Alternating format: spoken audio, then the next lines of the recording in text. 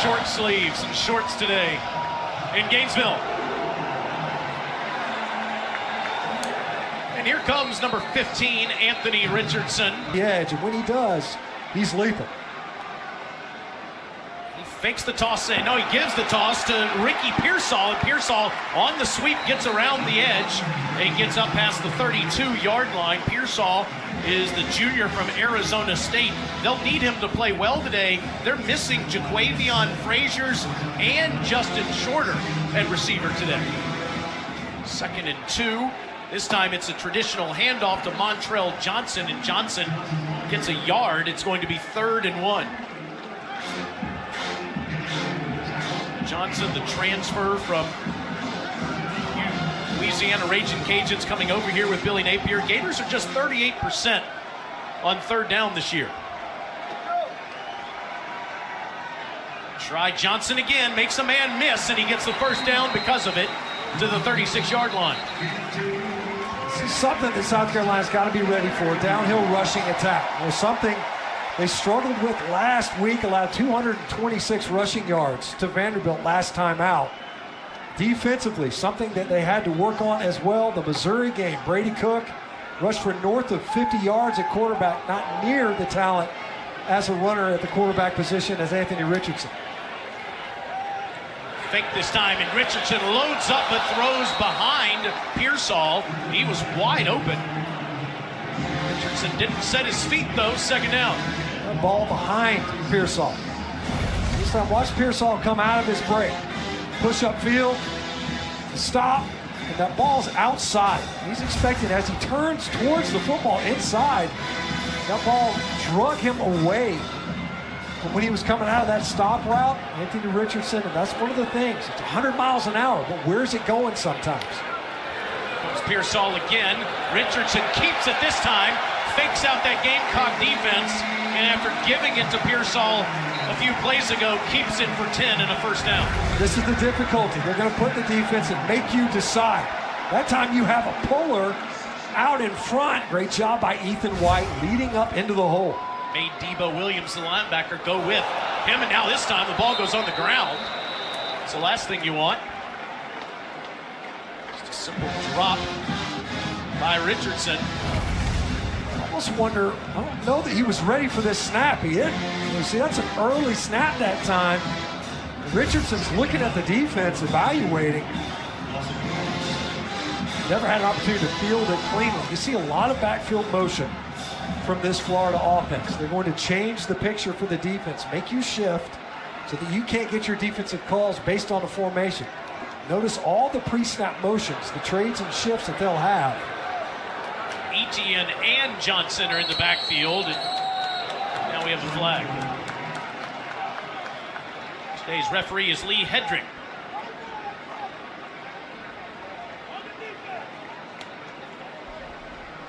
Delay of game and the defense clapping number 8. 5-yard penalty. You almost never see that. Gilbert Edmond. Yeah, it's Gilbert Edmond. Watch him. See him on the end of the line right there. See him clapping. Now he's really, I don't know that there was any subterfuge there. You know, he's actually trying to get the linebacker's attention. But because so many of the cadences are off the clap, very sensitive to that. Can't have the defenses simulating the cadence. Xavier Henderson leaves the backfield. Richardson steps up, slings it sidearm, and again behind Pearsall, and he's lucky. Darius Rush has a couple of picks on the season, had one last week against Vanderbilt, almost got another. A little bit of pressure, too, on Richardson as the pocket collapses late. You see him, he kind of presses up into the pocket. It was Nick Eamon-Warrior that was able to get up there, and Darius Rush undercuts that route. That ball was behind Pearsall. Darius Rush, as you mentioned, when South Carolina has started fast last week versus Vanderbilt, versus A&M, Darius Rush has been able to generate early turnovers. 3rd and 10, have to get to at least the 34 to move the chains. And it's a great ball thrown to Caleb Douglas, the true freshman who's in there because of those injuries to Frazier and Shorter, and he moves the chains for 13. I mean, South Carolina basically saying, let's see you make an accurate throw. As Darius Rush was so soft and off on Douglas right there. Wasn't going to get beat deep, but conceded the first down yard. Back to the ground game, and there's Montrell Johnson into the red zone. Huge hole right up the middle. The Florida Gator offensive front, and it starts with their right guard, Osiris Torrance. Look at him collapse that side of the Gamecock defensive line. 22-yard pickup, and they go to him again. He breaks tackles again, staying on his feet down inside the 11. Hard-nosed runner that ran for Billy Napier for the Ragin' Cajuns. He's done the same thing for the Gators. He gets at least 6 yards every time they give him the football, it seems. And some tempo here in the red zone. On 2nd and 2, patiently waiting, and he gets a first down. It'll be goal to go inside the 9. What was interesting yesterday, talking with the coaches of the Gators, he mentioned Billy Napier was talking about it. Montrell Johnson is faster than it looks like. You know, he runs pretty big. He's a physical runner. And there's times where you're looking at him, you're like, hey, man, this guy just kind of seems like he's almost loping around. He's sneaky fast. Not going to leave a lot of secondary players, but he's highly effective as a runner. And this guy they put in now is about the same. Trevor Etienne comes in on the 12th play as Johnson gets a breather.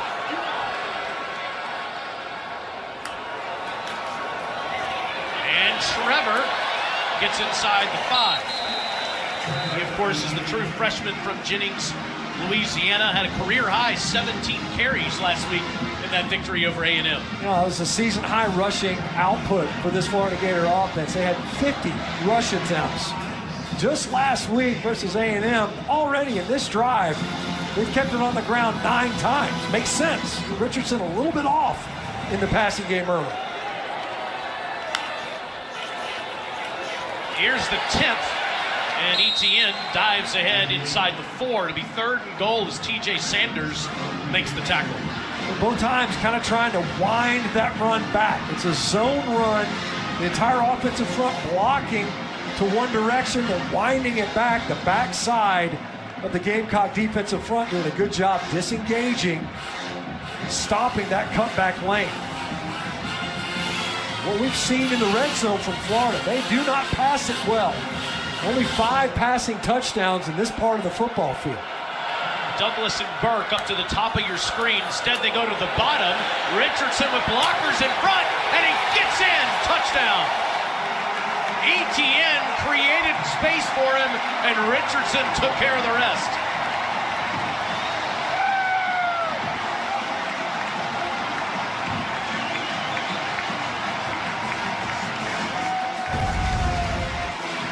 You said it. Watch Trevor Etienne on the edge. 1, 2, just enough. Takes the edge off. That second defender coming downhill looked like it was DQ Smith. That was more than enough for that big body of Anthony Richardson, all 230 pounds of him, to find himself in the orange of the Gator end zone. Adam Mihalik, the redshirt freshman from Tampa, comes in after an impressive 14-play drive.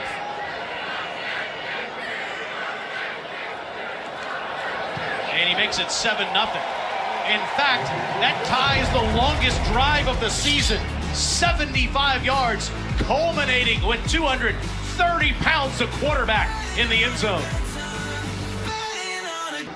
Some of you are watching all over the country and seeing snowfall out your window. That is not the case in the Sunshine State.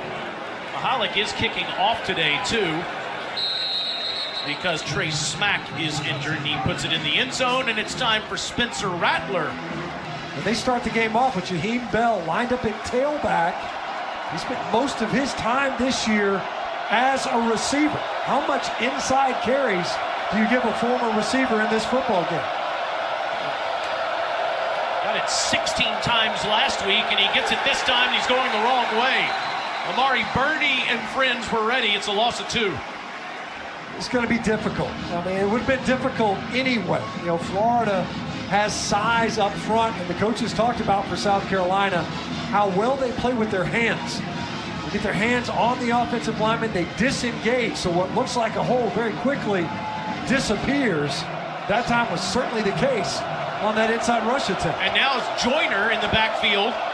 And to carry on, knows Bell this time with Joyner back there, and Bell gets the carry and loses more yardage. Loses 2 on first down and on second down as Trevez Johnson makes the tackle. Yeah, the goal is going to be for South Carolina, how can they find ways to get the ball on the edge?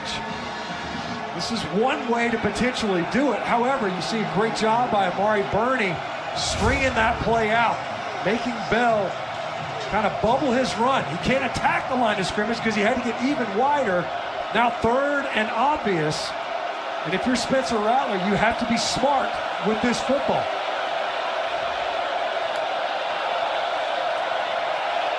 He is, and he gets it to Bell again, who gets to the original line of scrimmage.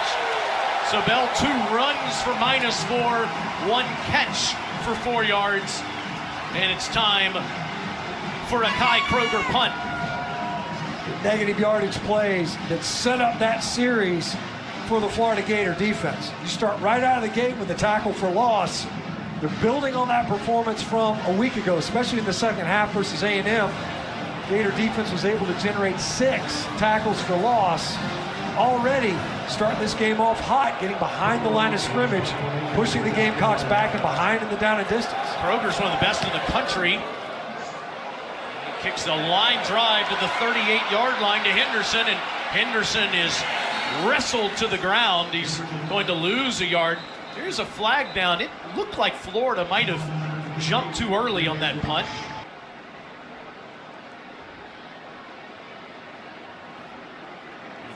Microphone not working.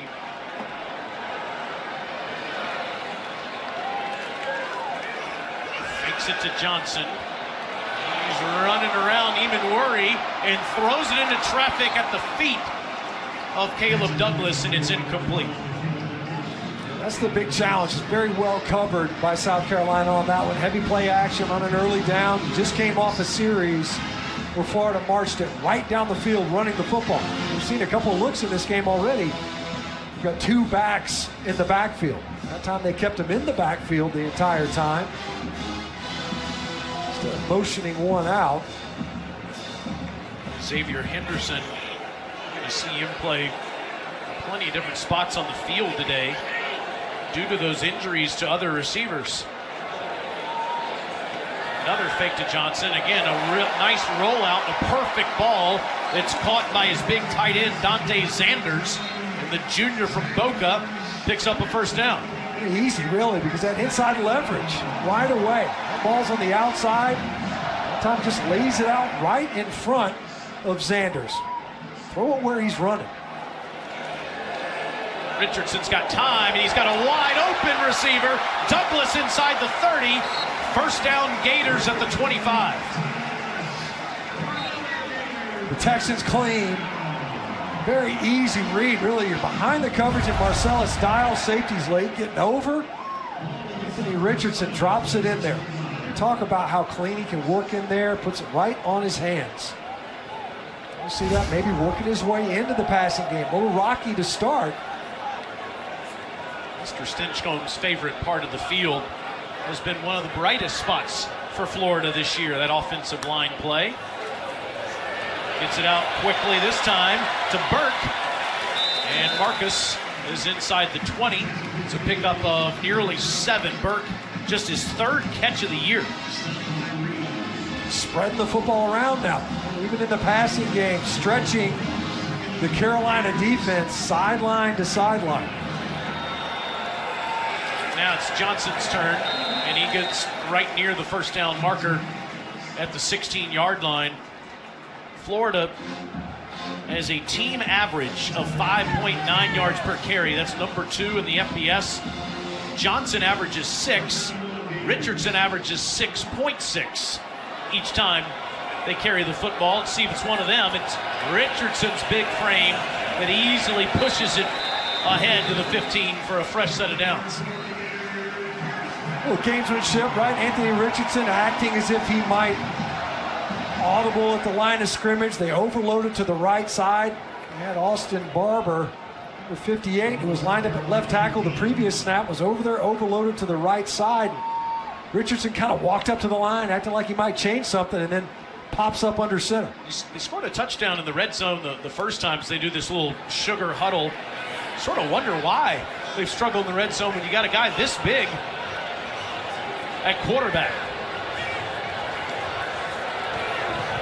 Fakes to Johnson. From a muddy pocket, throws to Pearsall. What a catch! Touchdown!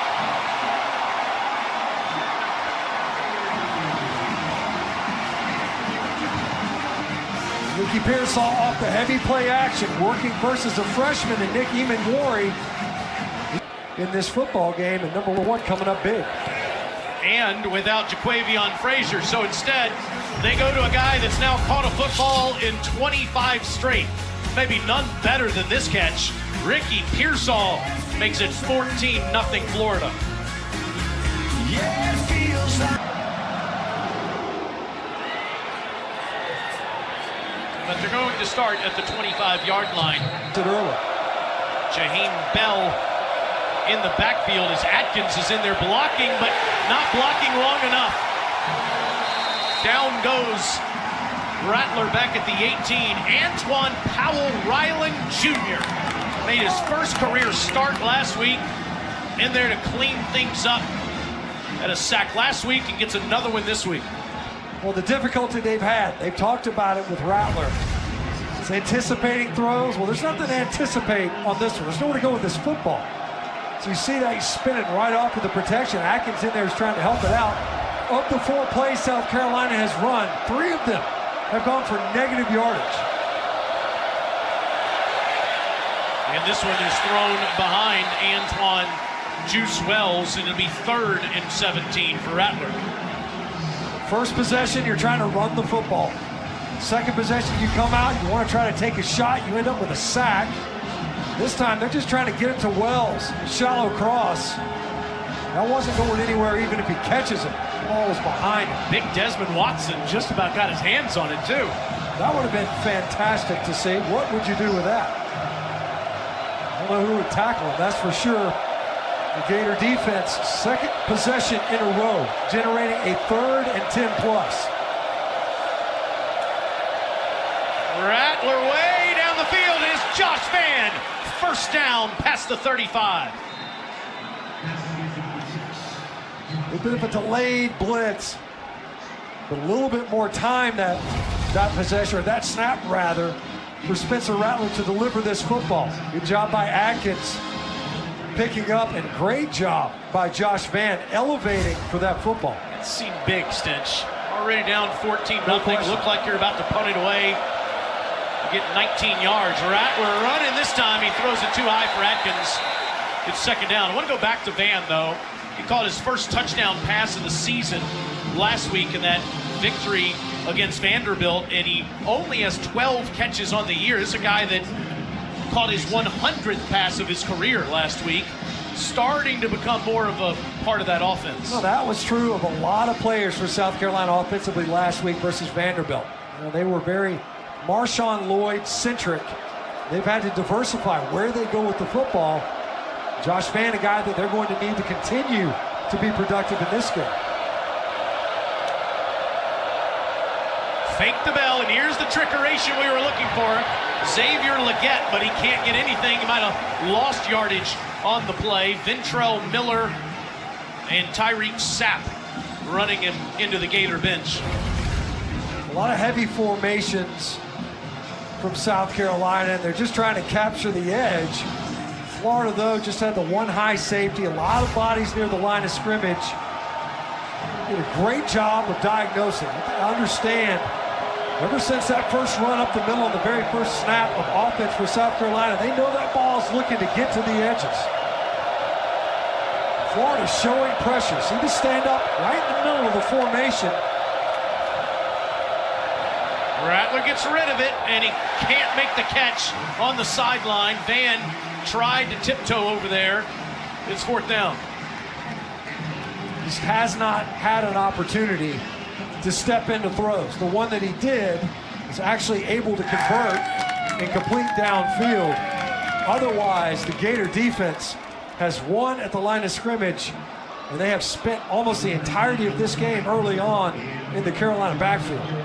Seems too early for this, but Kroger does have a fake punt and a fake field goal, and he's completed both balls this year. This off the side of his foot. Henderson comes up to the 24, fumbles the ball. Florida jumps on it back at the 15-yard line. And that'll be Miguel Mitchell. Johnny on the spot there. That ball comes shooting out of Henderson's arms. Jalen Brooks got down there, got his left hand on it. Well, you said it, Miguel Mitchell. You'll find the great food all over this part of the world. Anthony Richardson's been terrific so far. Number 15 from his own 15, slinging it deep. Pearsall into triple coverage. Incomplete. Darius Rush is the only one that had a chance to make that catch, and he plays for South Carolina. Yeah, that's one of those, hey, shot called does not mean shot taken. Right, so you run a heavy play action minus side of the field. Just because we call it doesn't mean you have to uncork this thing. And as you mentioned, triple coverage, literally. I mean, you've got two Gamecocks running underneath it and a defender over top. Florida lucky on back-to-back plays now on the punt and now that ball to retain possession.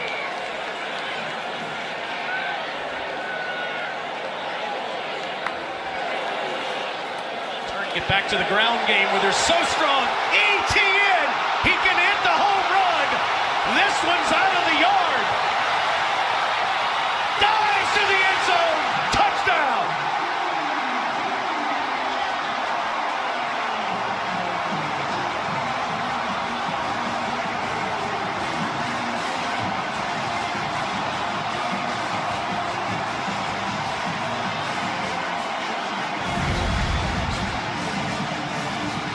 Once again, a great job on the right side, Osiris Torrance.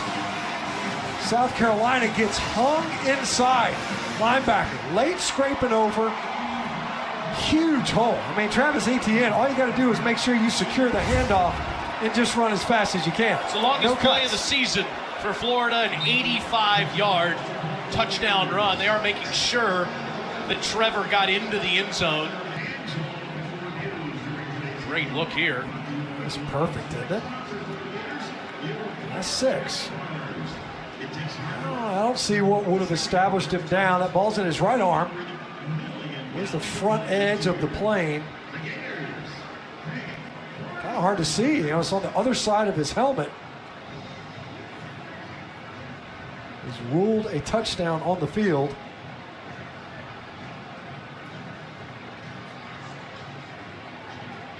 That's got a better look at the ball. The pylon cam has a much better look at whether or not his hind end or even left elbow would establish it down right there. You see the ball. His right arm, though. And players from that state to Gainesville. Ruling on the field stands. Touchdown.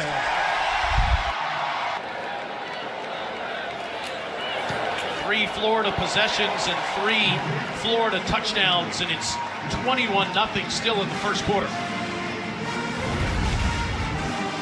all right, so let's take a look at that run. So what's going to happen is Osiris Torrance is going to displace this way. They're going to get a hook block right here. And watch Stone Blant. He's going to kind of backdoor this run. There's a huge gash right here. That's what I was talking about for ETN. Just run fast. Don't do anything else. Just kind of head the direction we start you in. Go bang your head on the goalpost. Great job up front. Just dieseling guys off the line of scrimmage. He can move his feet. Another former Raging Cajun. Well, the Gamecocks did move the football, got a first down last time. They desperately need some points. That has not been the case here today with negative 12 yards on the rushing side of the ledger for the South Carolina offense. It's Bell, and they're trying to go right at him. This is their best run of the game, and Bell gets into the secondary and for a first down up to the 43. The big tight end turned tailback for 18. That time, South Carolina does a good job covering up defenders. Right guard, you see him climb up there. Gwynn able to just get up there, occupy a linebacker. You don't have to horse that guy out of there. Just cover him up. Jaheim Bell, who hasn't gotten a ton of carries Excellent job on an inside run. He had 19 on the season, Stinch, before 16 last week. They go right back to him, and he gets a yard. It'll be 2nd and 9. He'll line up at tight end. Sometimes he'll line up as a wide out. And obviously the last few weeks, almost exclusively a running back on 1st and 2nd down. I mean, just a remarkably unique talent. When you think about the guys that are multifaceted in what they can do. Jaheim Bell's one of them, DeCarrion Joyner another. We have not seen him take any snaps. We have seen him in the offensive backfield for South Carolina.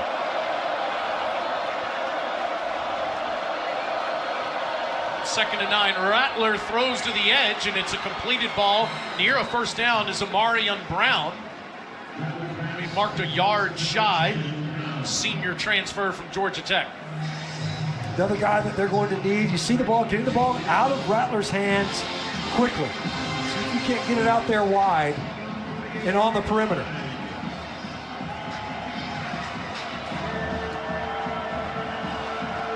No Marshawn Lloyd, no Christian Beal-Smith today.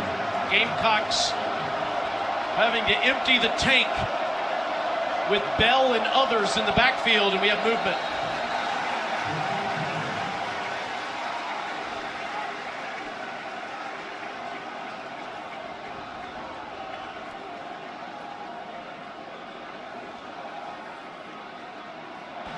False start. On the offense, number 72. That's a 5-yard penalty. Remains 3rd down. And it's just, it's the first 3rd and short. You're staring at what should be a easy conversion. And you've got Trey Jones, who's right there at guard. You're right next to the football. You cannot afford to flinch right there. Just became the starter in the last couple of weeks. Over Rashawn Lee. One of the guys was banged up a little bit, was slowed by the flu, and now you go from 3rd and 1 to 3rd and 6, and you have struggled. South Carolina has offensively protecting the quarterback on these 3rd downs. Quarter ends before they can get the ball off, so they'll have more time to think about this big 3rd down.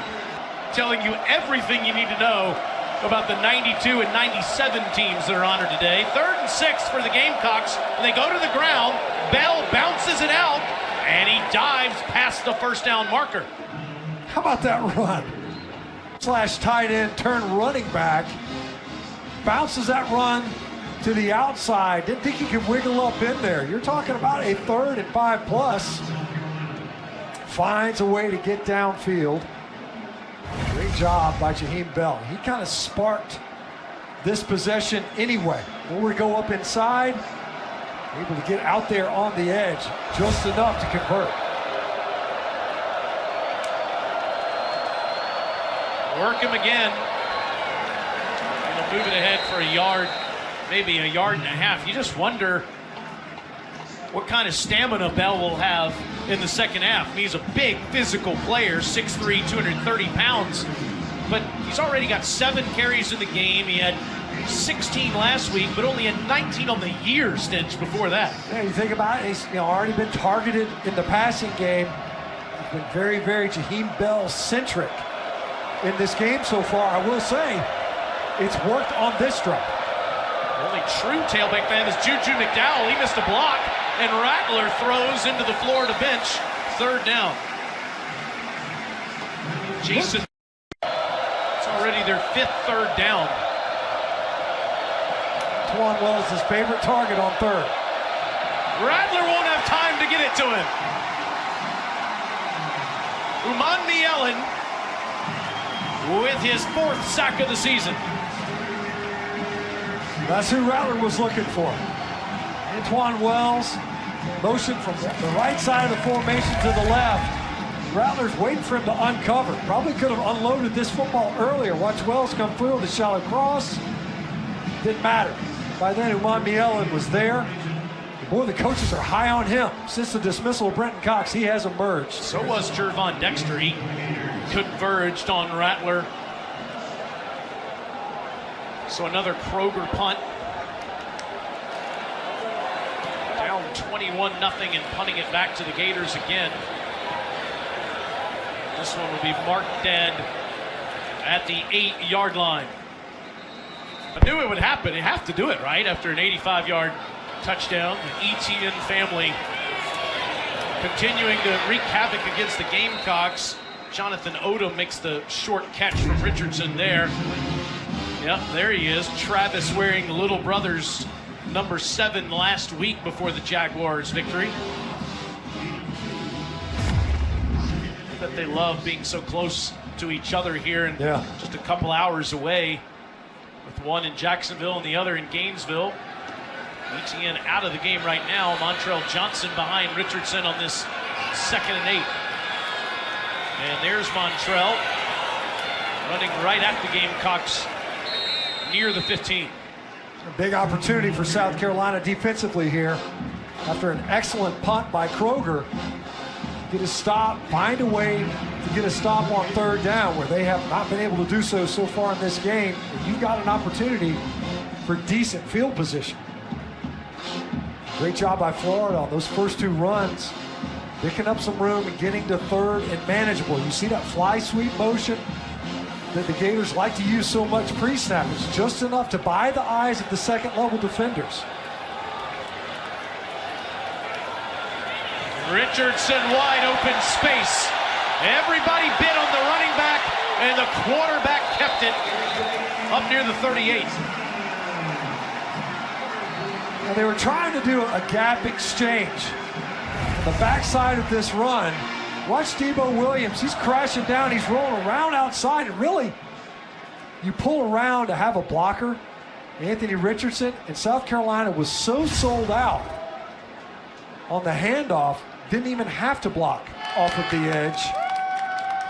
23 yards, Stench, on that run, and the Gators are 5 for 5 on the 3rd downs. Montrell Johnson takes it ahead, and he gets past the 43-yard line. Well, we know that Richardson's an incredible athlete, and it's almost impossible to get him down when he's running the football. It's still the passing game that's a work in progress, but you can see why scouts are just in love with this guy. Despite how raw he is throwing the ball, he looks every bit the part of an NFL quarterback. Oh yeah, he's big and pretty, no doubt. You think about that previous possession, it was 4 or 5 passing the football. Johnson gets to the edge, gets into Gamecock territory inside the 30.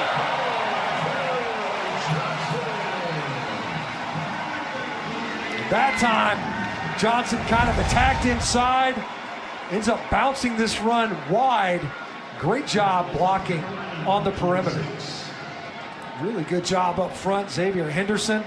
Just enough to get Johnson to the edge. Get that downfield blocking. That's how you get the explosive runs. And your receivers have to be engaged.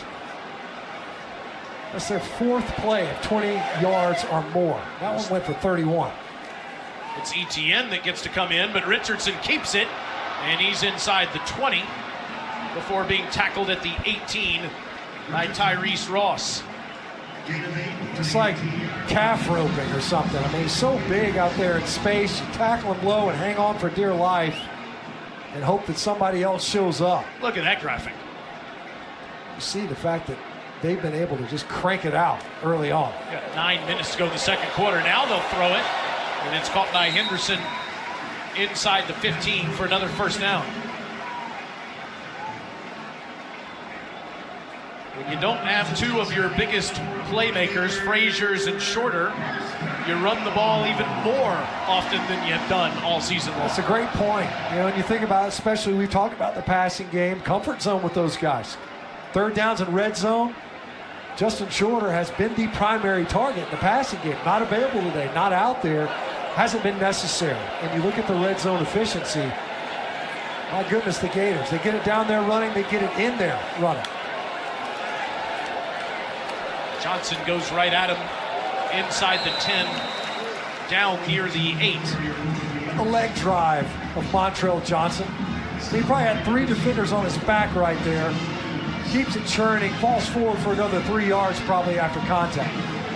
Billy Napier called him out yesterday as the guy that he brought with him. He said, look, I didn't want to take everybody with me. I didn't feel like that was the right thing to do. But he did bring Johnson over from the Ragin' Cajuns, and Montrell has really been the field leader for how you build the kind of culture Napier wants.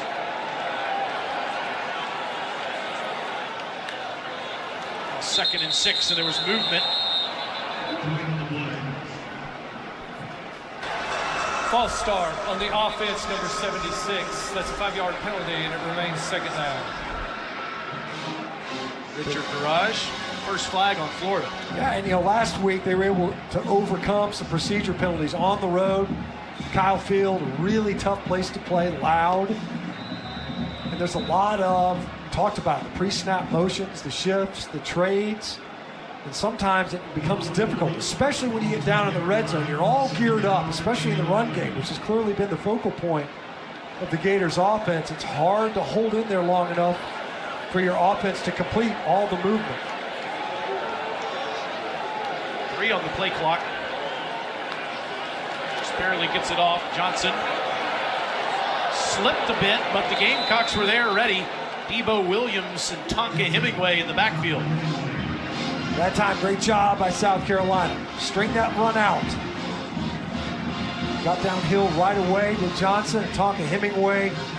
The name we heard a lot on our coaches call, a guy that they know had to have a big game today, a guy that needs to find ways to collapse the pocket from the edges. And that time able to come up with a big tackle to force his third. Florida can get a first down if they get it inside the 2.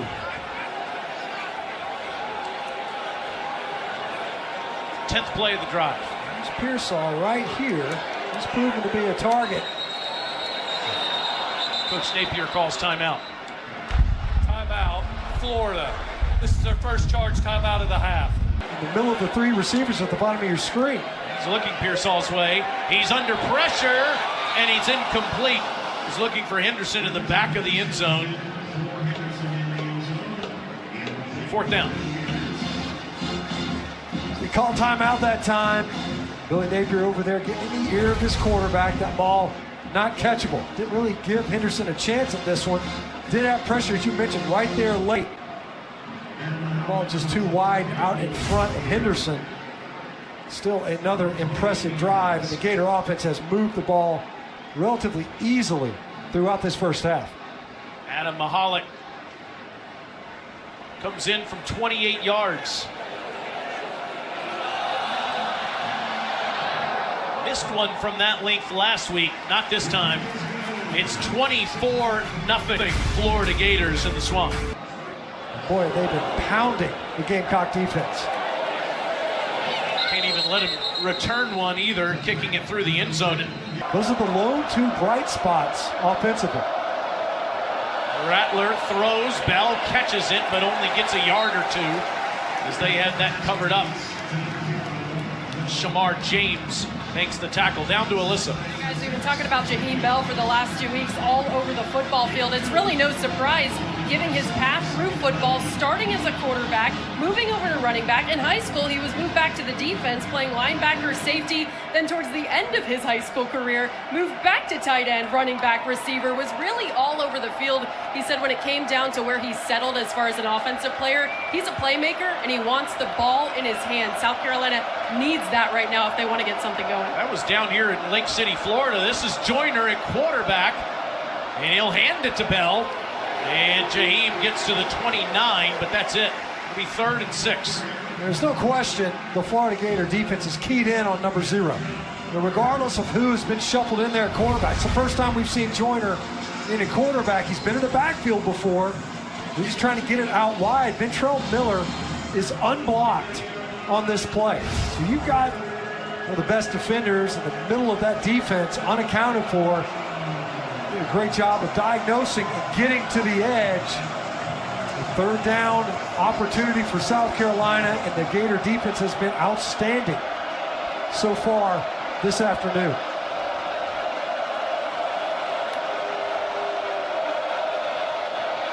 Rattler runs, makes a move, and gets the first down. 7-yard pickup. He juked Ventrell Miller there. Miller kind of triggered late. The protection was there initially. See, they're coming in late. Princely ends up getting dumped there towards late, and you see Miller who had an opportunity, and Spencer Rattler creating with his legs. That might be the key here, is the scramble. Going to throw on first down, and it's a good ball out to the edge. And up to the 45 goes Juice Wells, junior from Richmond, who has 42 catches on the year. That was 9 yards. That's number 1 for Wells so far in this one, though. We talked about distributing the football to your playmakers. First opportunity in the passing game to get it to number 3. Down to the ground, and Bell patiently waits for some blocks and moves the chains to the 47. Well, that's the second time on short yardage where Jaheim Bell, who's not a running back, did an excellent job of assessing the line of scrimmage immediately. The point of attack was to the left side. And you end up getting penetration. So what does he do? Well, they're trying to run it left. You see Wynn right now. You've got color all over the place. Chris McClellan was the first one back there. He bounced it to the right. Otherwise, they don't convert. 4 receivers in this pattern with McDowell next to Rattler. Spencer doesn't like any of his options, and he might have gotten back to the line of scrimmage. Tyreek Sapp, redshirt freshman from Fort Lauderdale, has played big in this first half. Yeah, South Carolina tried to bluff the wide receiver screen to see if they could catch Florida, getting a little bit nosy and downhill.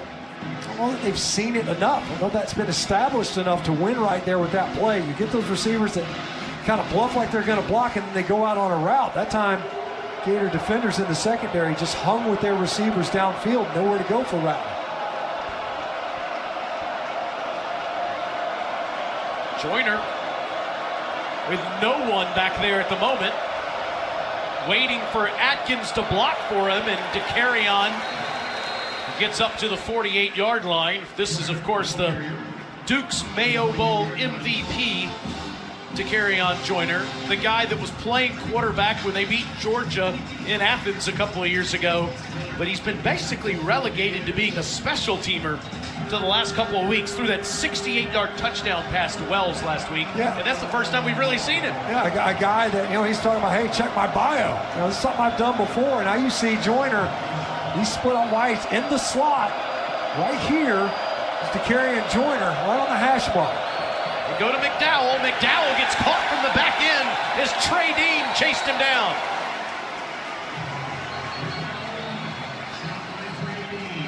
Great job chasing. You're the backside chase defender. Trey Dean, watch him come out of the frame, see him come in, times it perfectly. There's a chance with Atkins, might be able to get that seal on the edge. Instead, tackle for a loss. Timeout called with 2 minutes, left in the half. Well said, CD. They do. They look terrific so far. South Carolina is going to throw it again. Kroger, 3 for 3 on the season. Wide open is DeCarrion Joyner. Touchdown, Gamecocks.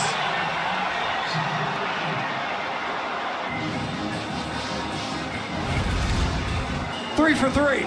Special teams. Sold it. Boy, he held it a while. Talked about DeCarrion Joyner doing everything for him, and even in special teams now as a receiver. And now they're going to go for 2 here, and it's batted down. And Kroger, pass deflected by David Reese. That will not go against Kroger's accuracy numbers on a conversion. He will remain 3 for 3 on the season, but the conversion fails. Pretty remarkable what Kroger's been able to do. Most productive passer in this game for the Gamecocks. Florida's got plenty of time left in this frame with 1:52 and 1 timeout. And Etienne lets it go over his head.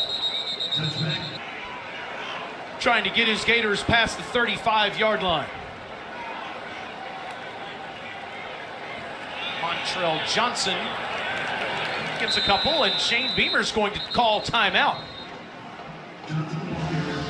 Get a stop, get the ball back, and you get it first in the second half. Yeah, extended possession. See if you can't steal another one. Get a stop right here. You've got timeouts to use, 2 left for South Carolina.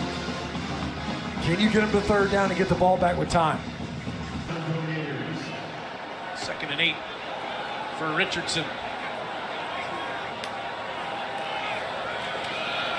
Again, it's a run to Johnson, and he gets free up past the 45-yard line. 20-yard pickup. Done a great job just climbing up to the second level. Offensive line does a good job. Look at Osiris Torrance. Secure the down line, get up on the linebacker. Flags all over the field, and it's complete to Pearsall. He's down near the 35.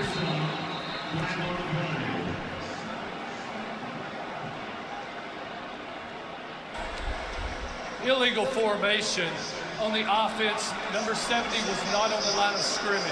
5-yard penalty, still first down. So Florida gets an explosive, and what do? They want to try to pick up the tempo. What they're saying is, look how far back he is. See the alignment. It's just not up there on the line of scrimmage. Looks like he might have been a little bit early as well. Well, Tarquin. One of those 3 tackles that plays a bunch for the Gators. Garage and Austin Barber. The others, coaching staff raving about Barber in his future here. Yeah, Austin Barber's in there as a freshman. He's in there at left tackle right now. Now Florida's going to go unbalanced. So Barber's over here on the right side. Whenever they go unbalanced, it's always to the right side of the formation. Trying to go that way, but South Carolina's ready for it. They'll lose yardage back to the 40. They're talking to the coaching staff, and they said, look, Austin Barber's the one. He gets more snaps than anybody at tackle because of his versatility. Jordan Birch was in there, and so was the ageless Sherrod Green. Super senior, making his 36th career start today. Birch, one of the highest recruits in the history of the great state of South Carolina. Richardson's under trouble. He tries to get rid of it, but somehow held on to it as Birch ripped his arm to the ground. Anthony Richardson must have huge hands. Well, how the ball did come out. You see it was when they returned, he kind of looked backwards because that ball popped out. He had possession of it. It was Birch. Birch that knocked it loose. Nice rush that time. Zach Pickens inside. And a better D lineman as well. Timeout on the field, 11 seconds to go. Billy Napier had a long conversation with Lee Hedrick there. A little bit of confusion formationally for the Gators.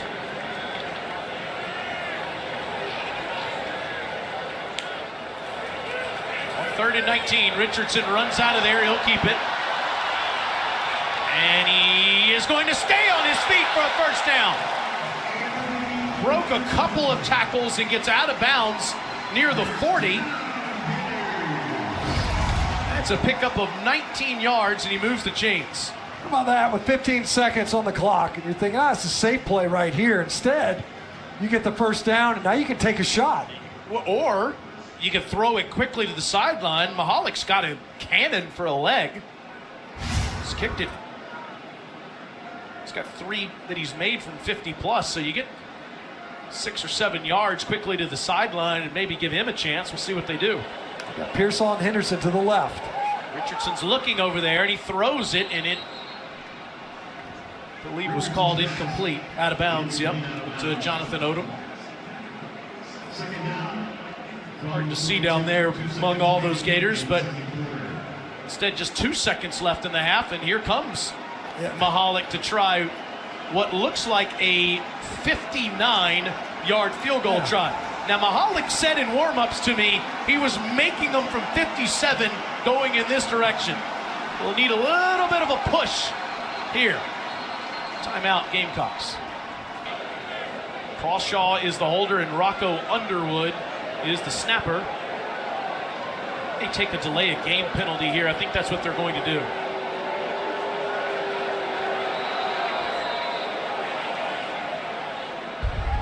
Delay of game on the offense. 5-yard penalty. It remains second down. No need to punt. Richardson instead will throw the Hail Mary ball. Birch chasing him around. Richardson can't get free from him. And he's down inside the 30 as that time expires. Coach, you said you wanted to see more consistency from your offense. What have you seen so far? No, we've absolutely played great on offense and defense. You know, we give up a fake punt. We're in punt safe. We leave a guy uncovered.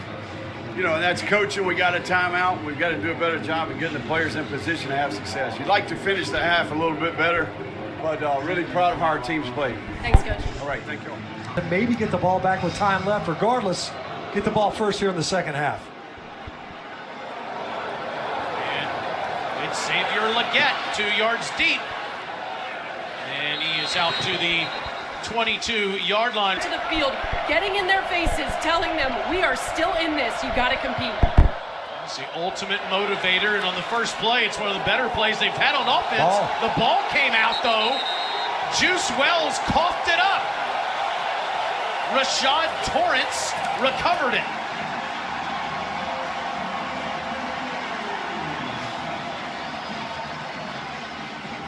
Well, we talk about the importance of starting faster in the second half. You get it to a playmaker in Wells on the edge. It's hard to tell if that ball was out before he would have been established down. It's Miguel Mitchell and Torrance that come in and converge on him. We should get a good look here. The ball looks like it's out. In the second half. My goodness. That's 7 straight games where South Carolina has lost a fumble. Miguel Mitchell, the freshman, in there on the tackle, and Torrance gets in there, rakes that ball out before Juice Wells established is down. And just the worst way to start the second half for South Carolina. Forfeit the possession right over in great field position. Florida scored all 4 times they had the football in the first half. 3 touchdowns and a field goal, and they're back inside the 25. Down near the 22 as Anthony Richardson gets 9 more. He's approaching 100 yards rushing in the game. He's over 90 now. Looks like Darius Rush injured on the play there, holding that left knee.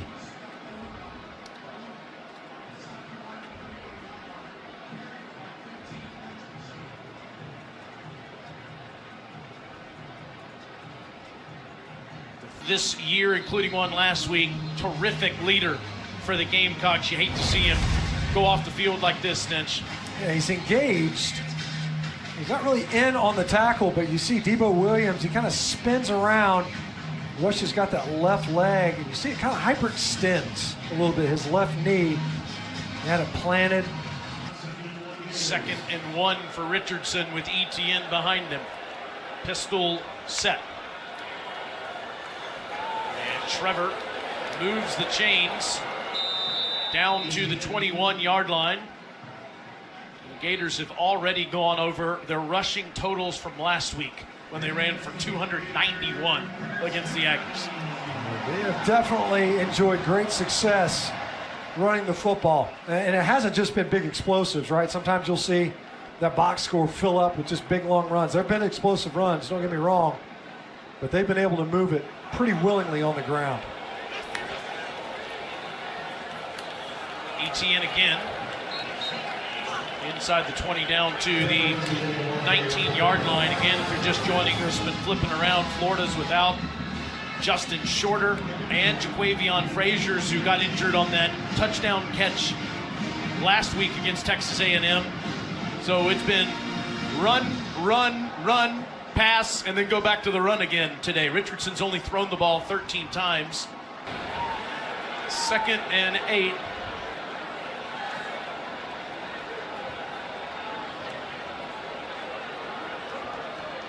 Richardson with that long yell, and then he gets tackled as a sack from Debo Williams back at the 28-yard line. Back-to-back plays by Debo Williams.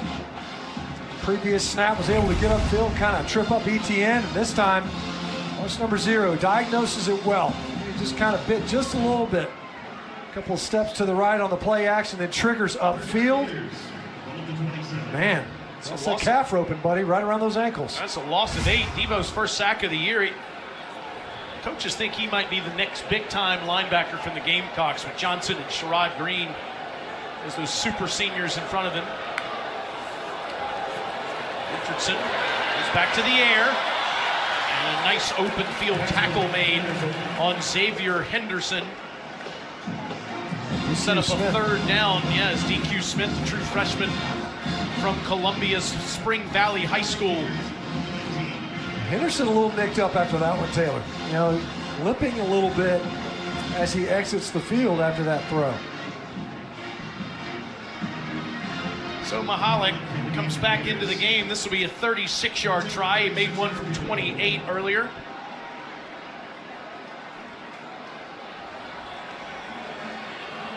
Rocco Underwood snaps it back to Crawshaw, and it's blocked for the 6th time this year.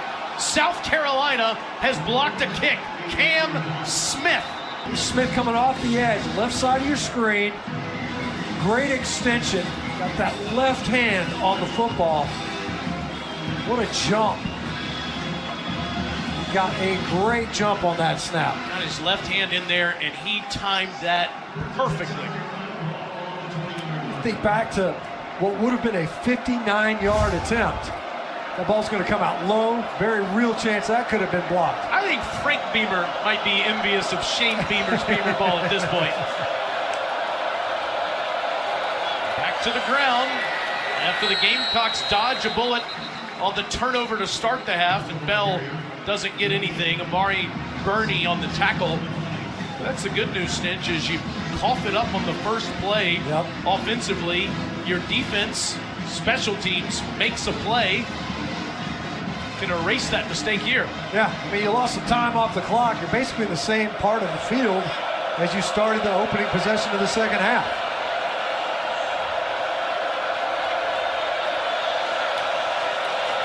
Second and 10, and it's right back in that A gap, as they call it, and Desmond Watson stripped the ball away. The biggest man in the game stripped it away, and then it was Spencer Rattler that stripped it back.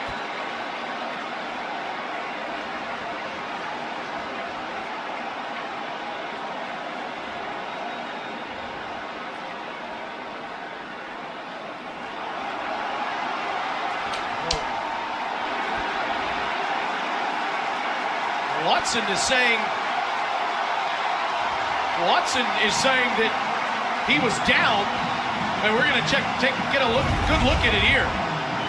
We kept talking about Jaheim Bell as a wide receiver by trade. Not a lot of inside rushes. Ruling on the field was Watson just rips that by the ball out. offense. Then another fumble by the defense, recovered by South Carolina. First down, South Carolina. That'll be overturned, wouldn't it? Yeah, it looked to me like Watson is down before the ball came out. Rattler tried to rake it out, but it looked to me like Watson still possessed that football when he went to the ground. So much that's been made that this 400-plus pounder from Plant City, Florida. He's gotten his weight down in every game, but he is still stronger than anyone out there. Just wrestles the football away from Jaheim Bell. It appears the ground caused the fumble. Ball just gets raked out by Watson. He just steals it from Bell. He's taking on that block of Eric Douglas. He reaches that big arm in there and rips it out. You see him torquing it out of there. After review, video evidence shows that Florida had possession of the ball while down at the 12-yard line. First down, Florida. And Anthony Richardson gets the start on South Carolina's doorstep. Johnson pushes the pile down to the 9. So fumble, force a field goal attempt, block the field goal attempt, give the ball right back on yet another fumble. Can the Carolina Gamecock defense find a way to stop the Gator offense? They can still, well, they got a second and goal. It's the 22nd time South Carolina's turned it over this season.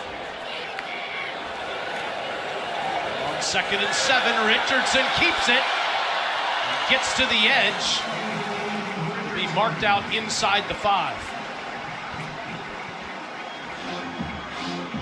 Misspoke, just shy of the line to gain to get the conversion. but an opportunity still to get a first down. We talked about it earlier. Not a lot of passing touchdowns in this part of the field for Florida coming into this game. Hasn't made a lot of sense, really, for the ball to be in the air, the way they've run the football. Does it stay with 15? Yes, and he throws to a wide open receiver. Touchdown, Jonathan Odom. That is his first catch of the year. And he's the 19th different Gator to catch a pass this year, and it's for a touchdown.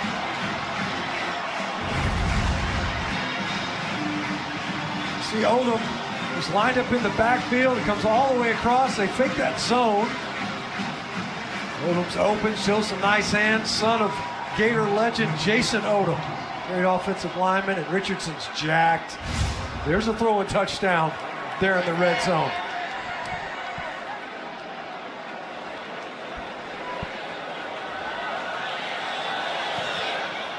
(31-6) Florida. When you're thinking it's an Anthony Richardson run, after the Gamecocks blocked a kick, they cough it up, and Florida makes South Carolina pay. There is a flag down on the field. There's a bunch of them, actually, and we will stay here for a moment to see what it is. The result of the play is that the try is good. After the play was over, personal foul, unnecessary roughness, slap to the face on the receiving team, number 44. That 15-yard penalty will be enforced on the succeeding kickoff. Such a problem all season. They've created them, but they have unfortunately turned it over 22 times. Juju McDowell from the 8 slides down, gives himself up at the 17. I mean, there was not a bite that was left. Families there. Rattler in stride, first down throw, but again it's coughed up, and again it's a turnover. Good grief, the ball goes out of bounds at the end of the play as Trey Dean gets the football. There is a flag down.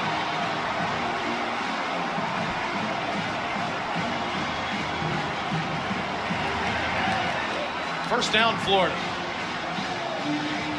This house of horrors for Carolina continues. Yeah, you thought the first half was bad. How about this second half? Ball comes shooting right out.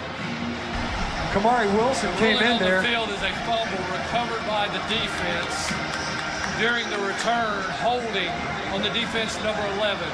That 10-yard penalty will be enforced from the spotted foul, first down. You can see the hold there on Josh Vann. Well, against Josh Vann by Jordan Young, and Rattler can't believe it. You know, I throw a strike, 4 plays, 3 fumbles for the South Carolina offense. It's just remarkable. Trey Dean was one of the players I talked to this week, guys, for Florida. I asked him about that game a season ago, and it's something that has been fresh on the minds of this Florida team. They felt like they did not show the Gators standard in that loss against South Carolina. They're showing it tonight. Richardson's going to throw it past everybody. Nice catch made by somebody almost in the stands. Ricky Pearsall was the intended target. It'll be second down. Yeah, One-handed catch down there in the corner of the end zone. Didn't have a uniform on, not on the field. Really athletic hand-eye coordination there by a spectator. But that's what Shane was saying before the game, Stench, is when you're building a program like Napier and Beamer are both doing, you must play smart football. Now, to his credit, the special teams has put him in a position to go to the postseason again. The 6-3 record so far. Richardson runs it ahead past the 25. And you think coming into this game, South Carolina with a ranked victory over a Kentucky team that will certainly fall out of the rankings with their loss to Vanderbilt earlier today. And of course, Florida, they came blowing out of the gates with a victory over Utah that has acquitted themselves very well for the balance of their schedule. First down, Richardson, and he holds on to it at the 20 as Birch makes the tackle. Yeah, that ball came, that's a couple times where Richardson's had to regain possession of the ball. Able to get it back and in time to pick up a first down. We talked about it last week as Florida has now eclipsed 300 yards rushing with half of the third quarter to play. start to work on that clock a bit.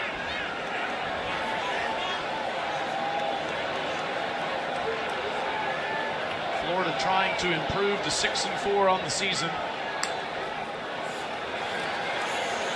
Richardson's got all day. Throws to the end zone. Pearsall can't make the grab.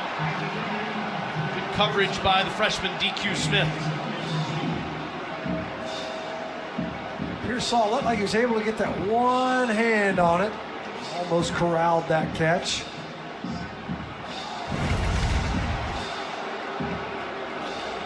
Of course, the fans here looking for a PI. Pearsall was trying to create space. DQ Smith fighting and battling. I tell you, I'm a little surprised. Flag didn't come out right there.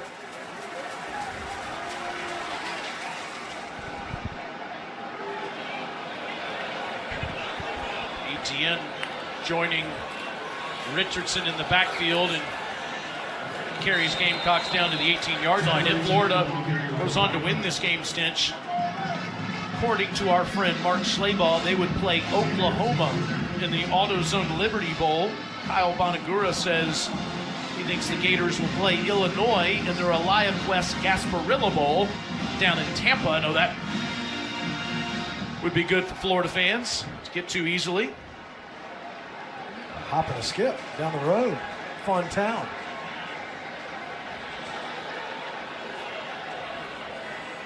They're 8 of 10 on third down tonight. This is a 3rd and 7. Richardson, and that's too strong for Pearsall. You cited it, Taylor. It's just been a fantastic night on third downs. Started out fast offensively for the Gator offense, and they really have not slowed down there. As you mentioned, a little too hot for Ricky Pearsall. Once again, the Gamecock defense finding a way to force a field goal attempt. It's twice now here early in the third quarter still that the defense has gotten a stop. 35-yard attempt from Mahalik.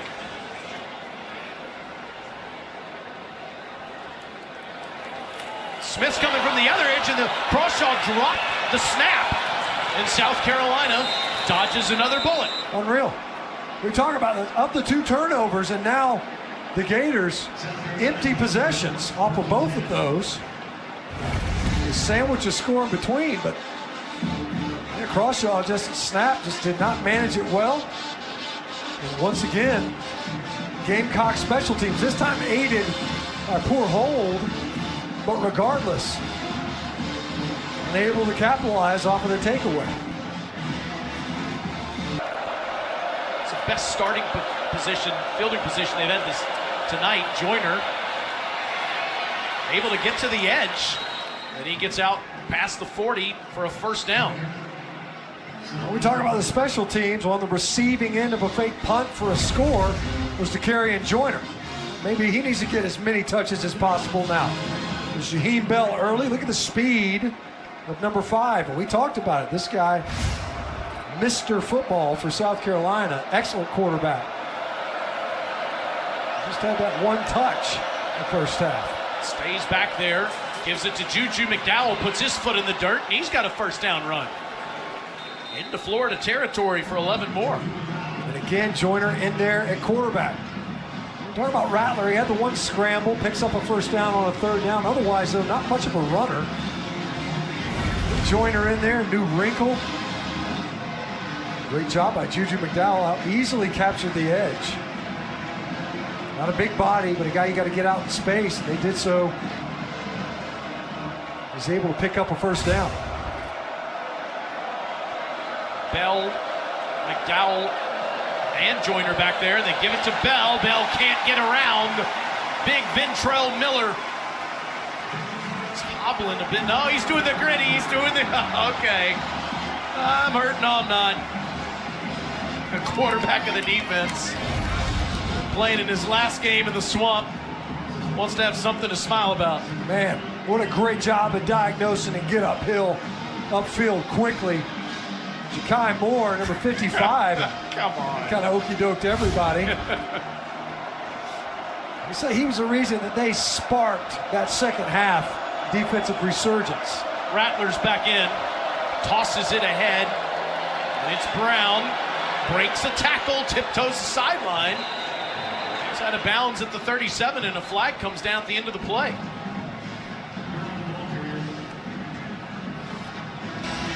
Holding on the offense, number 18, 10-yard penalty, who will replay second down. And called Austin Stogner's name tonight. Blocking on the edge, he's working against Amari Burney. South Carolina, right when they got something going offensively, and you see Burney, oh yeah, you see Stogner had his left hand kind of in the V of his jersey. Easy call there. South Carolina was just easing and seemingly into a rhythm. With DeCarry and Joyner in there at quarterback. Now a deep hole to climb out of.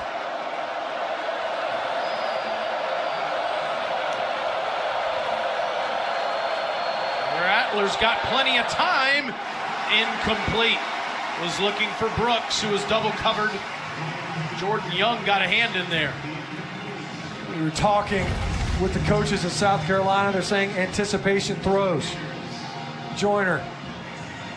Brooks rather, ball's late and behind. Brooks coming out of that break. We're talking about if you throw it to him after he's open, it's late.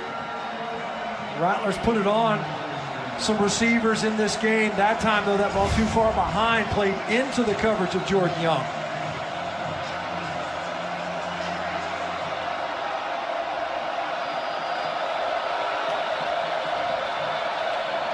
Just going to dump it off to McDowell. Nowhere to go. Sapp finishes it off. It's fourth down. You see the offense immediately substitute Nate Atkins in there. We're saying at this juncture, look, you got 4 minutes to play and down 25. They're sending out the unit now. They definitely considered going for it here. 4th and 10 plus. Low chance of conversion. Kroger punting for the 4th time tonight. He's the SEC Special Teams Player of the Week. There's a whistle. Delay of game on the offense. It's a 5-yard penalty that remains 4th down. Gamecock is starting to snap. Wow. You leave the offense out there, and you end up taking 5 yards. This isn't one of those, let's take 5 yards so we got room to punt it. You just basically conceded that yardage.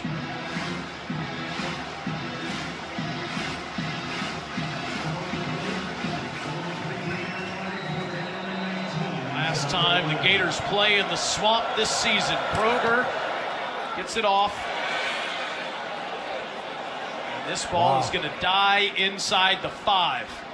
Boy, he has just been great in every way. That is 55 yards.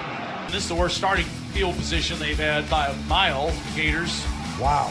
Last time they had 3 100-yard rushers was in 85 versus Cincinnati. How about that? Galen Hall era.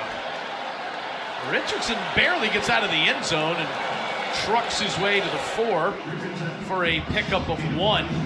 There's no doubt about this guy's strength, how he runs the football. All of the questions right now from Florida fans and from NFL scouts is about his arm, his accuracy. Yeah, and you saw that one earlier on the 3rd down. You know, the arm strength isn't a question, but it's the catchability of the ball, right? You put it where the receivers can handle it.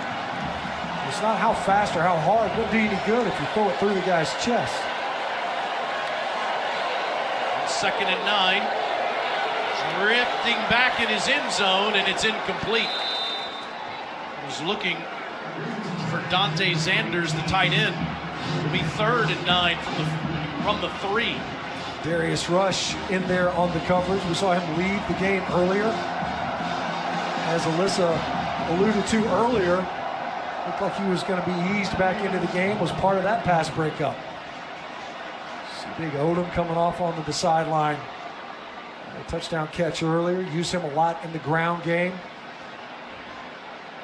You wonder if this is the last time this guy will play in the swamp. Or if he'll come back next season, could even be a Heisman candidate going into the year. Handoff goes to Johnson, and he breaks it for the first down.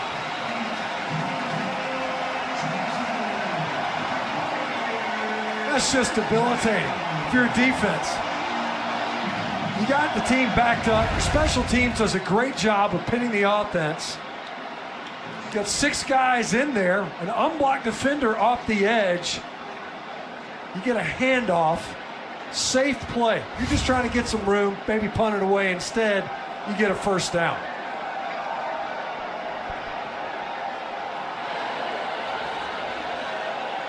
Fresh set of downs at the 15.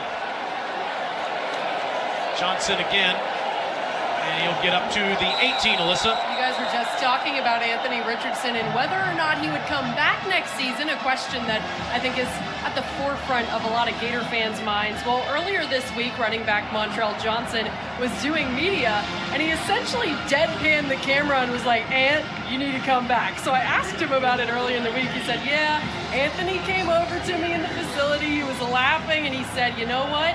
You never know what might happen." So Montrell said he's still keeping it mysterious as far as what his future plans are, guys. You know that man would love to see him come back in 2023, and all Florida fans watching tonight would too. Pulls it, slings it across his body, and that's a wild throw. It's incomplete. Neighborhood of Pearsall and Burke, and that's part of the maturation process, right? Well, and Billy Napier made a great point yesterday, and it's a real one. Pearsall could have come up with that ball, but he doesn't have the reps. Anthony Richardson hasn't played a lot of football at quarterback, and there's no doubt there's raw talent there. That's inescapable. You can look at it and say, absolutely. The guy hasn't played a ton at the quarterback position. There are other comps where guys went high that hadn't played a lot. The NFL's a hard place to start developing reps. It's not a developmental league. It's 9 of 18 passing tonight. Johnson will be stopped at the 22-yard line. And Jeremy Crawshaw has come onto the field a bunch as a holder. He gets to come on as a punter for the first time.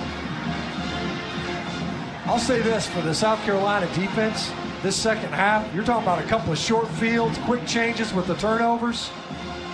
They were able to get stops, force field goal attempts, blocking one, bad hold on the other one, and then off special teams, you let them out on 3rd and 10, but you end up getting a stop. There's a lot of pride on that garnet and black sideline. Josh Vann from this 29 almost got clothesline, and a flag's going to come down for a penalty, and he's going to tack on that yardage and go inside the 35-yard line. Return, personal foul, face mask on the kicking team. That 15-yard penalty will be added to the end of the run. First down. It's a 51-yard punt, but a 40-yard return by Vann. Special teams, return game. You see that? He got a handful of that face mask. Vann kept it alive. Great return. Smart on a would-be blindside block right there. They talked about it. Easily could have been a kill shot. Rattler and Bell in the backfield. Spencer to throw. And he twists out of there and gives himself up at the 14. I'll mark him down actually at the 15. It'll be a pickup of 4. You think about what you see here in the red zone. The offense with DeCarry and Joyner in there. Joyner did throw the football last week. He's thrown the football as a quarterback before. You talked about the Duke's Mayo Bowl last year. I have not seen it yet. On the previous possession, that was a difference maker in sparking that drive. Gamecocks don't have to snap it if they don't want to, but they will. And it's Bell bulldozing his way with Gamecock offensive linemen down to the 12 at the end of the 3rd quarter. To existence the last few years. South Carolina inside the 15 to start the 4th quarter, and that ball is caught and immediately Leggett is crushed by Rashad Torrance II. What an open field tackle that time by Rashad Torrance. Screaming downhill. High percentage throw right, roll it out, get it to a playmaker in space. Torrance eats that space up. Cut tackle right now. Generated a fumble earlier. Of course, South Carolina saying we got to get points, got to capitalize right here. They're 1 for 1 today. They're 8 of 15 on the season.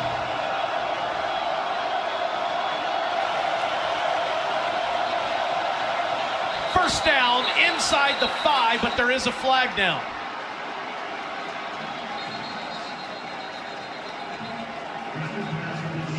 Shane Beamer is out at the numbers. Past the numbers. There is no play. False start on the offense, number 17.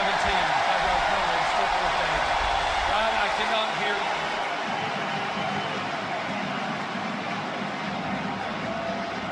you. He certainly does not agree.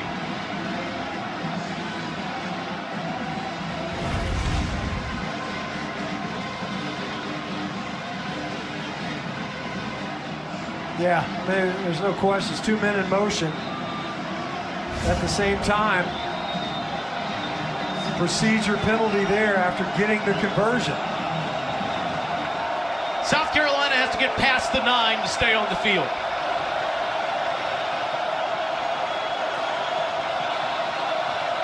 And Spencer Rattler will call time. No, Florida will call timeout. Timeout, Florida. This is their first timeout of the half. You see Juice Wells and Jaheim Bell to the left side of the formation. Rattler gets out of there, throws, is too high for his intended receiver, Austin Stogner, and it's a turnover on downs.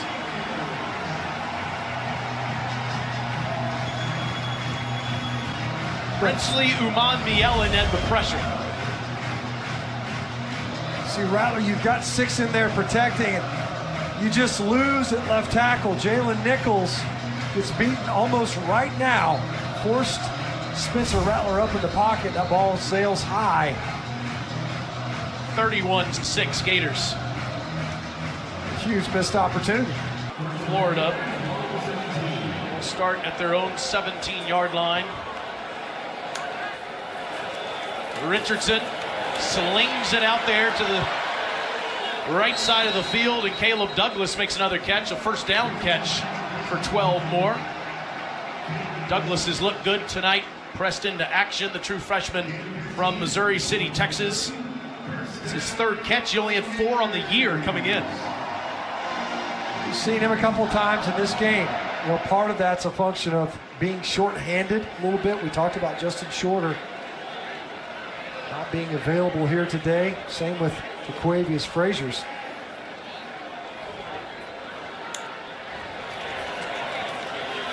So the ground game, Etienne loses a yard. Tyrese Ross on the tackle. We were talking earlier about Florida's projections to maybe go to the Liberty or the Gasparilla Bowl. South Carolina's bowl eligible again. The ESPN guys have the Gamecocks at the moment either going to Vegas to play Washington or FSU in the Gator Bowl.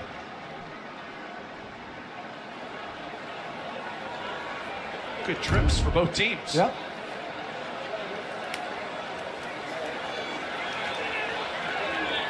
And Etienne will run it up to the 34-yard line. Now, Stench, I don't know if Kyle Bonagura and Mark Schleybaugh are projecting a certain amount of wins for these two teams to get them to those bowl games.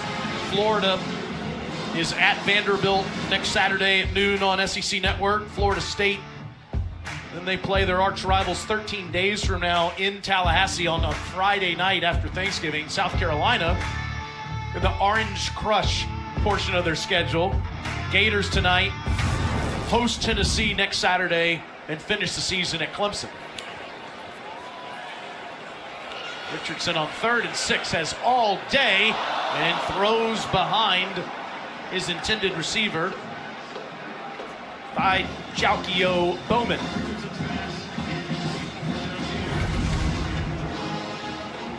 You mentioned it. Plenty of time. The ball just a little bit behind Chikio Bowman. Probably could have come up with that catch. We've seen that a couple of times today, though.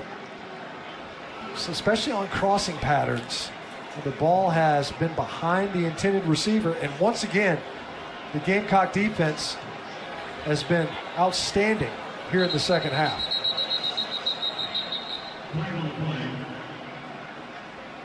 Okay.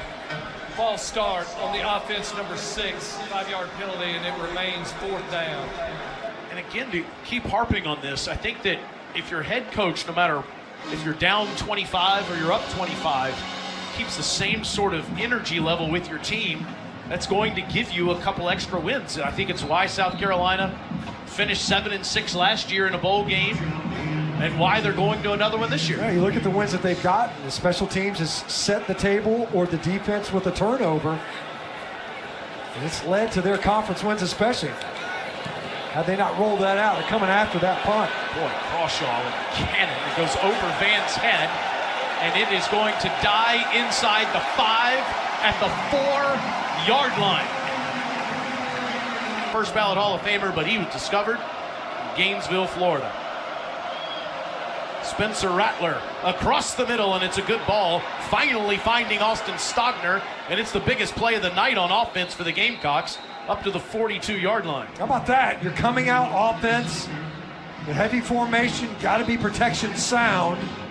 Defense likely expecting a run right there, trying to get your offense a little bit of room to operate. See, look at safeties, both linebackers bite up. Stogner slips behind right over the middle, and of course, there was a flag on the play. That penalty will be enforced half the distance to the goal from the previous spot, and we'll replay first down. It negates a 38-yard play, and they're going to say that Stogner was not an eligible receiver? Probably going to say that Stogner was covered up. See Austin Stogner, look right here, this receiver's on the ball, making Austin Stogner ineligible. Wipes away that. Yeah. Emmitt Smith belongs in that conversation too. Correction, on the previous play, the illegal touching carries a loss of down. It will be 2nd down. The previous play is under further review. Well, after all of that, we had an illegal touching penalty on Austin Stogner, wiping out a 38-yard completion. That's because Stenchy's covered up there at the end of the right side of the line. Yeah, so see, you got to have at least 7 on the line of scrimmage. Well, they've got 8. That's okay, except you can't have a covered up eligible receiver who's now ineligible because he's covered up. Stogner was the one that was covered up. He's the first one to touch the football. It's illegal touching. It's a loss of downs and half a distance to the goal line. A partridge in a pear tree. And on 2nd and 12, Rattler gets it out to Van, and Josh is up to the 10-yard line. It's a pickup of 8. It'll be 3rd down and about 4. We've seen this before for South Carolina, even here in the second half. You think about, it was a procedure penalty on what would have been a conversion on their previous only red zone possession. Had a conversion negated by a procedure penalty. Opportunity to convert here on 3rd down. Rattler had trouble with the snap, runs out of there and throws it into the Gator bench. 2nd down. You see Rattler after that play, he's throwing his hands up like, what am I supposed to do here? Nowhere to go with the football, trying to move the pocket. Gators have done an excellent job. When they move the pocket, they have layers. You got levels that you can go to, and he wasn't ready. He's going, look, man, ball comes early. Frustration, number 7. Felt like the crowd was all amped up prior to. Shane Beamer can only shake his head. Offensively, they just can't get anything going. Just 182 total yards, and they have trouble getting plays off before flags fly. Start on the offense, number 6, 5-yard penalty, and it remains 4th down. It's 8. on the Gamecocks tonight.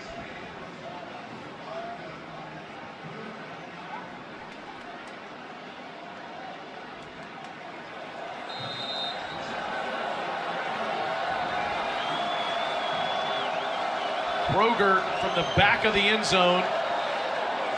Line drive kick that takes a Gamecocks bounce. Will be marked dead at the 48. And he is a name that we think has a chance to go in the first round once we get to April's draft. Richardson taking a sack. Back at the 45, TJ Sanders coming in there against some Gator backups on that offensive line. And it's a loss of 6. Looking to take a shot right there downfield. 6th tackle for loss.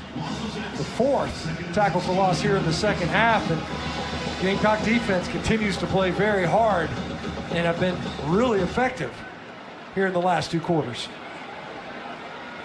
There's no doubt that regardless of what the scoreboard says, Shane Beamer is trying to establish a culture and a team chemistry here tonight. Hey, Alyssa, talking about Osiris Torrance, I know you spent some time with him this week. He's made a big difference in the culture of Florida's team. Yeah, and the story of how he found football is pretty amazing. He talked earlier this year on the Gators Online podcast, so I asked him about this story that he told this week. He was around 400 pounds in the 9th grade, and he knew he needed to lose weight. He knew that playing football could potentially help him do that, but that it was also going to be tough to do so, being so overweight. He gives a lot of credit to his high school coaches for holding him accountable, keeping him coming to practice, started to see the weight melting off of him and started to realize how much fun on the football field he was having. He said, yeah, I kind of balled out my junior and senior year, then got a scholarship offer to play at UL with Coach Napier. Now he's one of these stars on this Florida Gator offense, your reigning SEC Offensive Lineman of the Week, just one of those studs that Coach Napier brought with him from Louisiana. Big and strong. Smart guy, team player, mauler in the run game. The only question might be is just, can you handle some of those great pass rushers in pass protection? Jim Nagy talked about his ability to anchor. Can he mirror? Not a lot of pass snaps in this offense this year. On 4th and 4, the Gators go for it, and it's Richardson to Johnson throwing the ball this time. First down.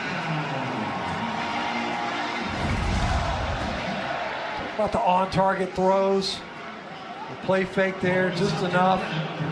Johnson's already got the width, easy pitch and catch.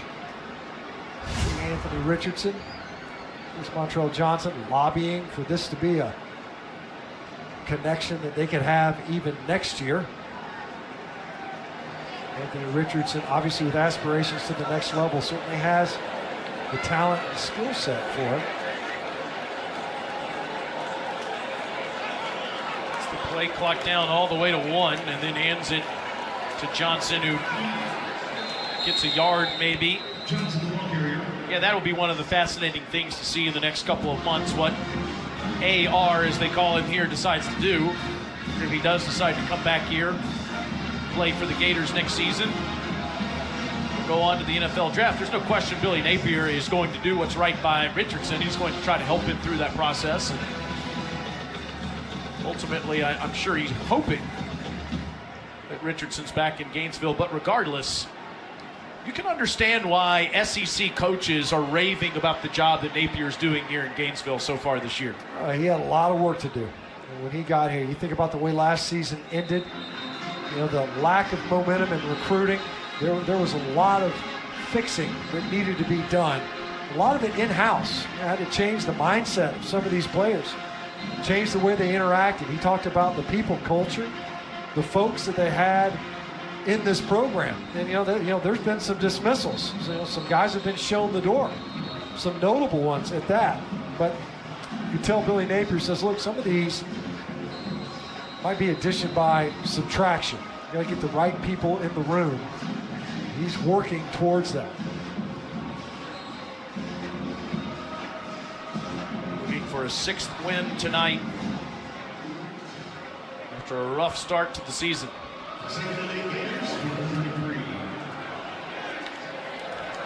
2nd and 8. Johnson doesn't get much. You've been flipping around tonight. A flag comes in. If you've been flipping around tonight, let's give you the game summary on how we got to this position after we get the call from Lee Hedrick, who's been a busy man.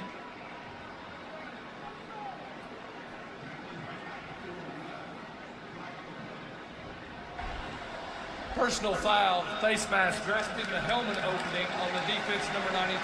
That 15-yard penalty will be added to the end of the run, and it carries an automatic first down.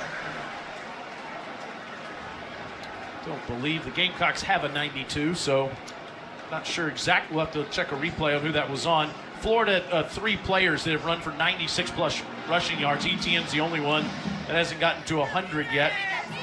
Richardson's passing numbers have resulted in 3 touchdowns throwing. He's been great on the ground, running for over 100 yards. And Gamecocks, though they've been outstanding as always in special teams, turned it over 3 times and committed 9 penalties. It's not been the most disciplined afternoon for the Gamecocks, that's for sure.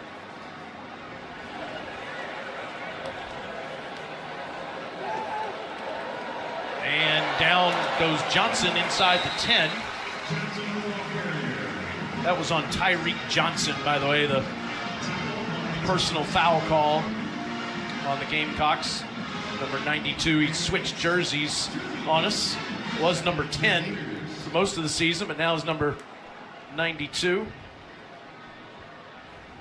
I want to switch it again after a face mask. Don't want to get identified. Great run by Montrell Johnson downhill.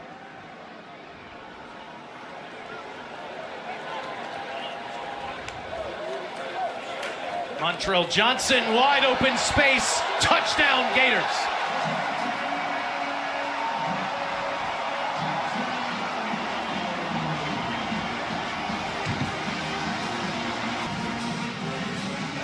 Gamecocks haven't been able to stop Florida on the ground all night, Stinch.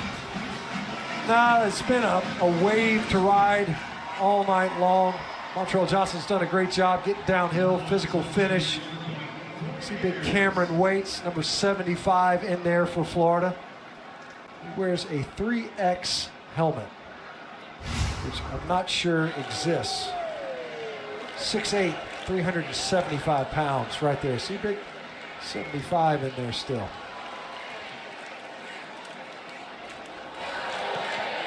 And it's 38-6. The Gators have 349 rushing yards tonight with 6:02 to go in the game.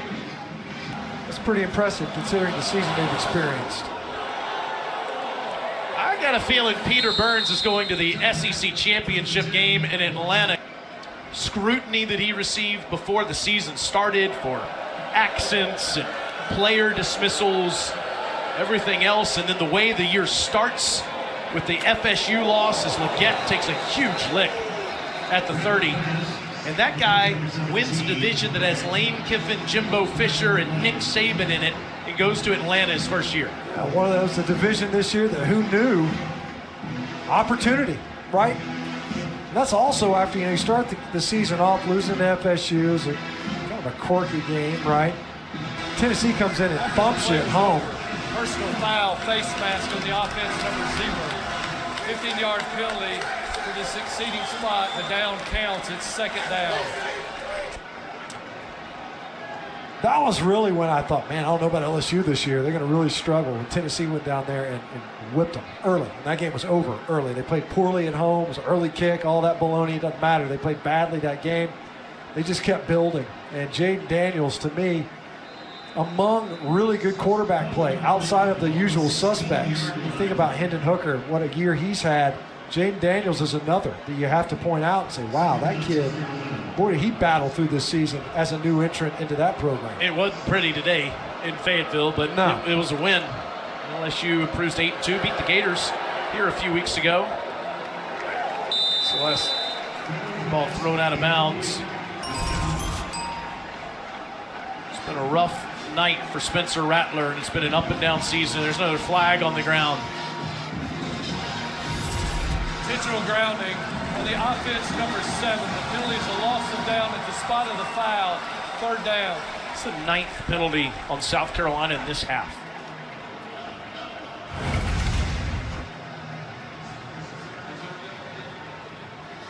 See Rattler, and they come with a double A gap blitz.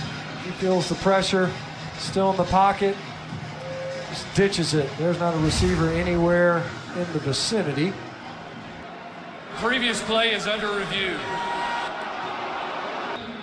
Correct, it is 3rd down. That is the correct down. Last week kind of re-envisioned who they wanted to be, and I haven't seen that tonight. Josh Vann makes the catch, and he's out of bounds up to the 20. And we haven't seen much of him this season. Did have that touchdown catch, his only of the year last week. And he has 3 catches tonight as they go to the bench. Yeah, we thought that we'd get Rattler coming in with Stogner. You have Lloyd and Christian Beal-Smith in the backfield. Van, Juice Wells to carry on Joyner at receiver. Certainly, Beal-Smith has never really been healthy. Lloyd's been banged up the last couple weeks. That has not helped. Pearsall from the 31. And he's ahead past the 40. Encouraged, I think, might be the word in Anthony Richardson. He gets to take the rest of the night off. Jalen Kitna, redshirt freshman from Tacoma, Washington, John's boy, will finish things up. Little throw. It's incomplete. He's looking for Trent Whittemore. There is a flag down. Kitna. Ineligible player downfield on the offense, number 79. 5-yard penalty from the previous spot. Replay 1st down. Kitna played most of the second half against Eastern Washington. Did come in for a play last week when Richardson's helmet came off. Thought that, going into the year, certainly it was Richardson's job to lose, but you bring in Jack Miller from Ohio State. You got Kitna back. Thought it might be somewhat of a competition. The coaches talked about they felt better about the backup quarterback spot, which has kind of unlocked Richardson even more in the rushing game. So Lorenzo lingered. Some impressive running past the 45 up to the 48 for the Miami transfer. Welcome to 2022. 1 year you play for Miami, the next you play for Florida. Of course you do. Well, why not? Just head north a little bit. It's a nothing if not fluid, these rosters, constant changing. Something that Billy Napier talked about as well. What you're able to do, how you evaluate players, how you can fill in gaps in your roster, especially where you're thin at some of these positions.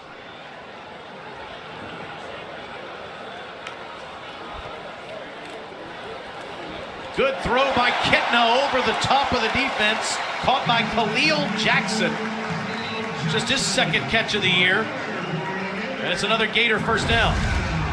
Good ball here from Kitna. Nice timing out of the backfield. The ride resets those feet. Puts it right out in front of him. Run through the catch. Pick up 1st. 1st and 10 line is brought to you by T-Mobile. Gators need to get to the 20. In order to get another one, they just get 23 yards on that play. And it's Naquan Wright playing for the final time this season in the Swamp. Redshirt sophomore from Opelika, Florida. Was one of 19 seniors being honored today. He's got more eligibility left, but he is an academic senior.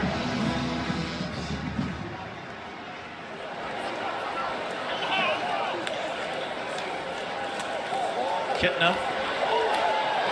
Good completion inside the 15 to Jordan Pouncey.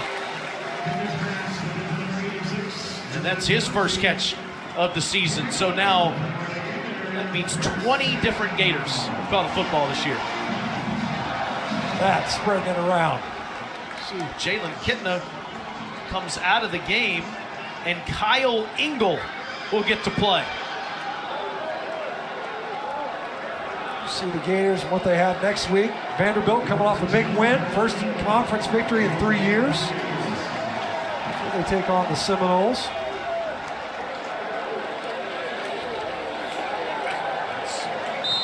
Wright goes down to the 12. Engel is from Fort Lauderdale, St. Thomas Aquinas High School, getting to finish this game up at the quarterback spot. So Florida 6-4. Don't think that's enough to get them in the top 25. They have a big win against Utah that helps that 6-4 record, but play at Vandy next Saturday at 11 a.m. Central Time, and then finish the season against FSU. Win those two games, there's no question they're back in the top 25. Right inside the 10, coughs it up, and the Gamecocks pounce on it. Bam Martin Scott with the recovery. Excuse me, he forced it, and that was Tyreek Johnson that recovered it. It's the first turnover they've had tonight. Wright just trying to make something happen. Hard to see, really. I don't know if he just kind of, I don't know if it was popped out or not. Regardless, the ball came shooting out.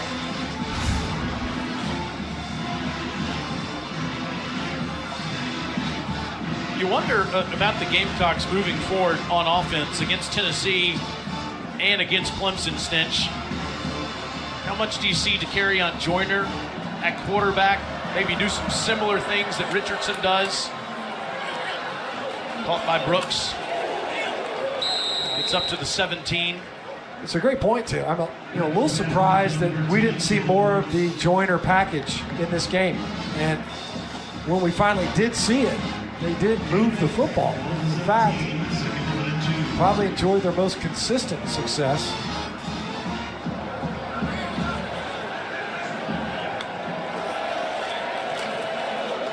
Again to the sideline. Brooks with the catch up to the 22. Joyner just had that one run in the first half. Obviously on the receiving end of the fake punt, took it to the house, and then just had the one run in the second half. Was in there at quarterback.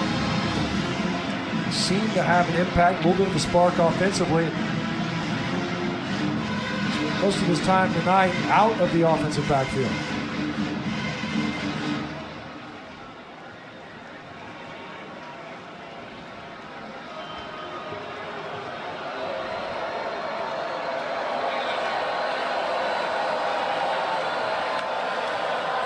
Rattler gets it out to Juju McDowell.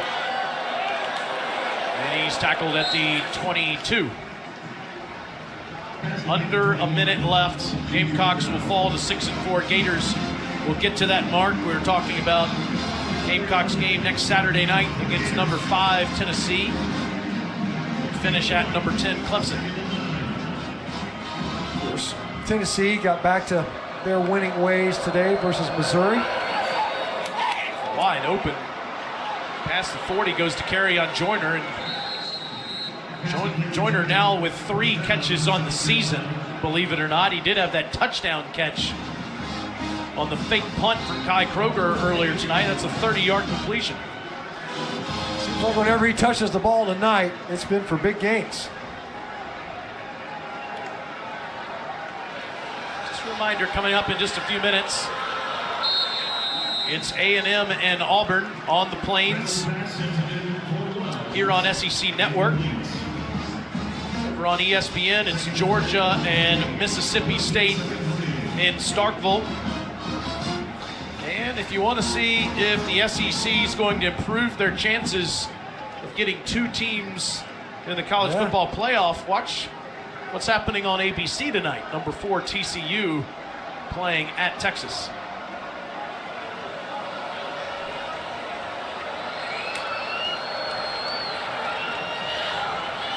14 seconds to go in the game, and that's caught by Brown, and most likely that'll end it. Florida gashes the Gamecocks on the ground tonight for 374 yards, wins 38-6, and improves to 6-4. And Alyssa's with Coach Napier. Coach, you said this week you challenged your team to get control and keep control. How do you think they rose to that challenge? Yeah, we started really fast in the game. Really proud of the defense, right? We played 6 quarters in a row here of shutout football. Gave up a fake punt today, but I just couldn't be more proud of the ownership I've seen from the players, right? I really think we're making progress just in who they are as people, right? I believe the football is better as a result of that. I think our staff, the leadership from our staff has been special. It's been fun to watch. You had over 300 yards on the ground today. How was your run game able to be so effective? Well, I think the quarterback has a lot to do with that, but we do a great job up front. I can't compliment those guys enough. We get a hat for a hat. Guys on the perimeter do a good job. When you rush the ball, every position group contributes to that. So it's a little bit of who we want to be, right? It's who we were in the past, and we want to continue that. You mentioned Anthony, how he may have had his best week of practice here so far. How did that translate tonight? No, I thought it was translated great. The guy continues to grow. The physical stuff, that's easy for him, right? It's all about leadership. It's about getting comfortable with the role, learning to have discipline and prepare the right way. I couldn't be more proud. He's growing up, right? He's 20 years old. It's been a lot of fun to watch. Thanks, Coach. Congrats. Thank you.